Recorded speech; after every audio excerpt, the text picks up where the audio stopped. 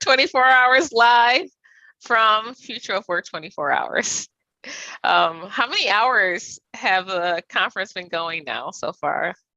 Oh, let me look at my timer. So I am based on the west coast of the US, and now it's 7:45 in the evening. So that means we started our time, 6 a.m. So that means that we are like 13 hours in, 14 hours in almost. Wow. So a little bit over halfway. I just looked at my camera here and I feel I look a little bit pale. Do I I look pale? You do not look so pale as I do. I got a different skin color than you. So, but right now I look a little paler than maybe normal from my skin color, just because I'm tired. So we're 14 hours in, and Yeah. yeah, what happened so far, April? What have you noticed? Um, so I think every circle has had like some different a different vibe to it. So I'm gonna use the word vibe as we're like trying to uh work on making sense of this space. And what is, I would say, unique, I would say, is all the new voices in the space. That our outreach to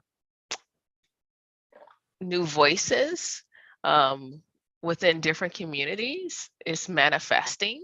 And it's what's pretty cool too is people are still getting tickets to join the conversation. I Um, know. It's kind of cool to see of like you can see some or a tweet goes out or there's been graphic recording of what happened. There's some really powerful graphic recordings of what happened in our circle B, which was our circle that was very ambitious in terms of honoring three different languages at the same time: Portuguese, Spanish, and English. And we could see when that came out afterwards on LinkedIn, and there was also some snappage during that session, during that circle. We got some ticket sales, right? And people was like, oh, that sounds interesting. I want to step in and be part of that conversation, or some curiosity got sparked. In terms of a variety of voices, something that stands out is there was just a session that was hosted not like just in the last hour. I think we're now in what we call Circle C, which in time zones wise is honoring tail end of the east coast of the US. It's late for April, but and then the evening of the west coast, but Australia, New Zealand's on, and we have colleagues out of Asia as well. So we just had a session focusing on China's relationship as we're moving into the new ways of working. How is China's relationship being with other cultures and other countries? And that's a new thing we've seen bubble up in terms of topics. Another another voice I saw come in, there was some participants that are in construction and coming in and coming with a different perspective on what is new ways of working, looking in that industry. When you are in manufacturing, when you are in construction, what does that look like? So yes, we've worked really hard to try and get a broader reach, and it's nice to see these voices pop up and having this not being a little bit of a broader conversation.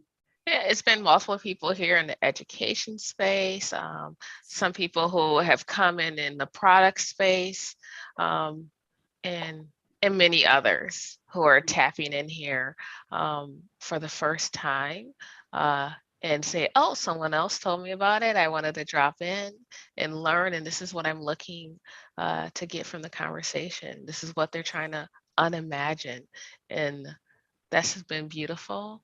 I thought it was really cool. We had someone who's been doing some work to look at bringing compassion to the body of work for police officers, right? And it was good to see a global perspective of that on like, how might it be possible? Is it possible? Or if people still feel blocked and can't see possibility in it. That was quite interesting. What interesting conversations popped out for you? Oh, well, there was a powerful conversation around what if we're not constantly hardwired into that more is better, or higher sales, more likes, a bigger product is the success criteria? If we can kind of step down from that instead of, and someone was saying in that conversation, like when we are talking about scaling, we always seem to have this, I think it was our colleague Anjali who said, well, we always seem to have this idea that scaling is scaling up. We can also be scaling down, or we can making sure that we're balancing in terms of how we're scaling.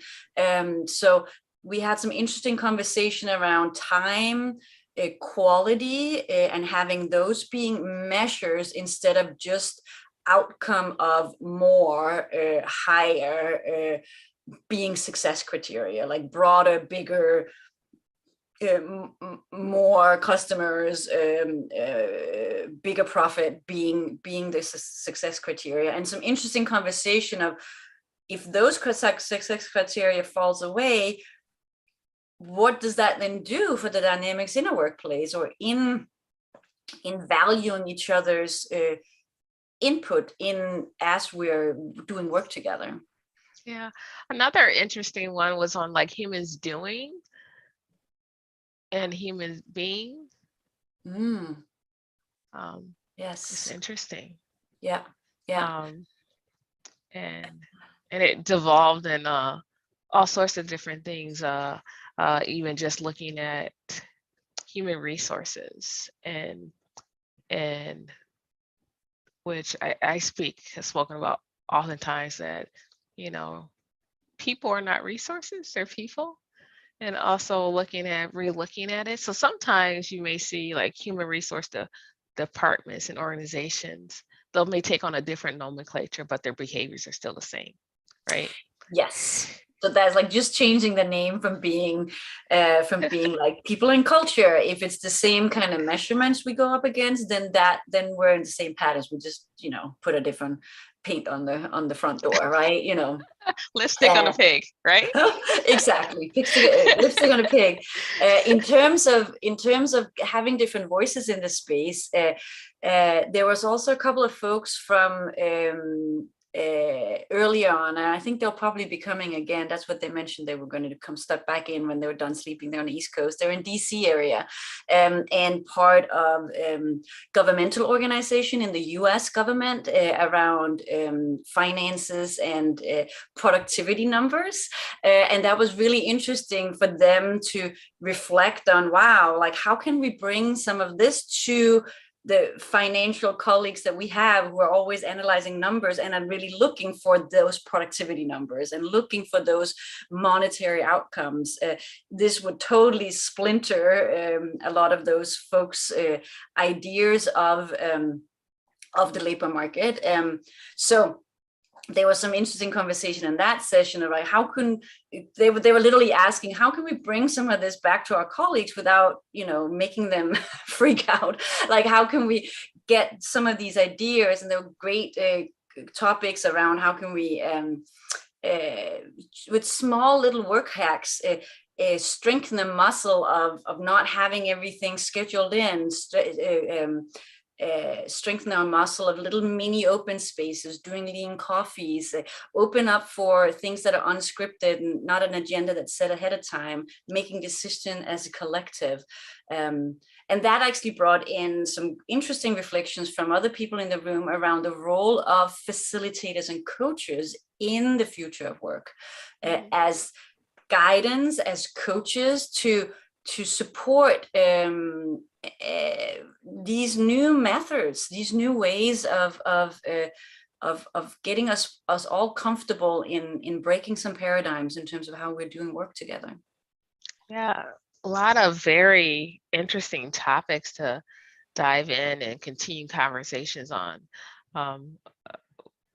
For me, there's like how you engage matters. Like you can, which one of the communities that is that's represented here throughout different parts is like the Agile community, and they're talking about coaching ethics, right?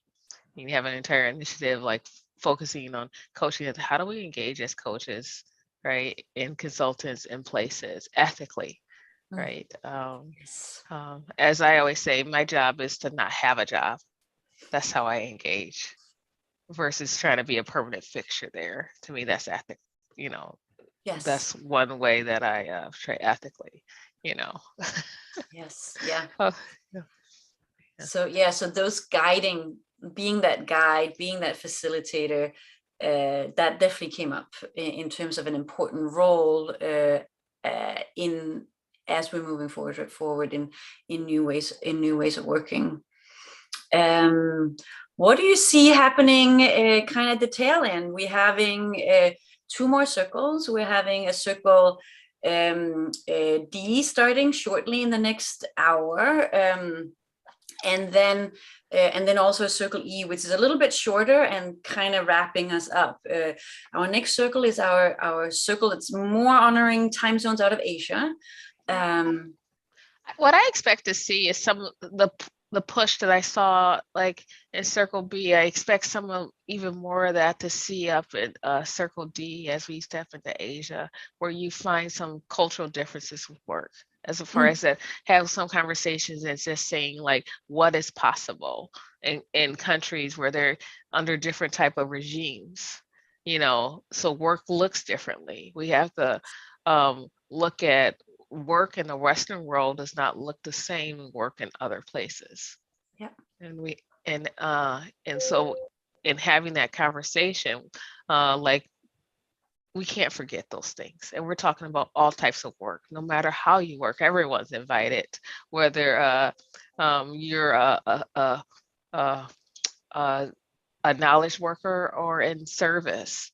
It doesn't matter. This conversation is important for everyone. And even in the category of knowledge workers, it's not the same depending on where regions of the world. So I think we're going to see some of that tension and through those conversations. How about you?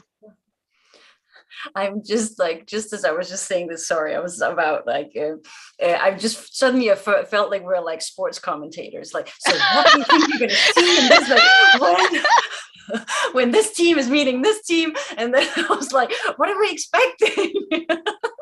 So or like, funny. or people who are like going in and commentary on the election results. Like, what are we thinking we're going to see in the midterms? You asked the question and I just went right in as someone who loves sports. I'm like, oh, okay, come on. Yeah, it's okay. But also you're sitting there with your blazer and it's like, well, here on the sideline, here we can see, and we're going to go down on the court and we're going to talk about. Well, I could take off my blazer. I had it on earlier. Some of these lives, you'll see me in a tank top because I've been in a tree house. We don't have air conditioning in here, so it's hot. And now I'm like, oh, as it's slowly cooling down again, it's like, oh, I can be in the blazer for a moment as we go live, but you know. So business in the front now. Yeah, business in the front. Business in the front. Well, anyway, like I'll just step back from. Sorry, but I was just like as you were saying that, but I am curious to see, yes, the voices in Asia and see what, and we also have a lot more folks this year from New Zealand and Australia. So kind of having Oceania and Asia, like having those perspectives, that would be really, really interesting to see that. Yeah, that's what I'm looking forward to. And you can see I'm sipping okay, here we can see a big cup of hot chocolate because I need to get a little sugar in my system. Do you know what my drink of choice is? Oh, what? Water. Water. I've been only drinking water all day long. Oh no, I needed a little kick, and also because this hot chocolate's got a little bit of chili in it, so it's got a little bit of spice. Yeah. So, but yes, that's making me ready for our next circle. And I just saw that, I heard the ping a second ago. So maybe we want to wrap up. So we are going to step in and hear the share out of Circle C. But we hope that some people who are listening to us right now want to join in and be part of the last part of our event here. So tell them how to join in. Oh, how are we going to join? You are going to grab a ticket God, where's our Bitly? Well, that's not going to show up here, is it? No, not not at all. No. Follow us on LinkedIn, Future of Work 24 Hours, and you'll see a bunch of posts, and there will be links there. Future of Work 24 Hours. We have quite a big Twitter following as well, so we can also find us on Twitter, Facebook, LinkedIn, YouTube. We're there. Instagram. We're there. And you'll see links and you can join, and tickets are by you can do a suggested ticket or get it by donation, and figure out what you want to donate to for this last part to be a part of the conversation, and whether you have nothing at all, we still invite you to come, because we believe in learning for all. Exactly. Talk to you later, everyone. Bye-bye.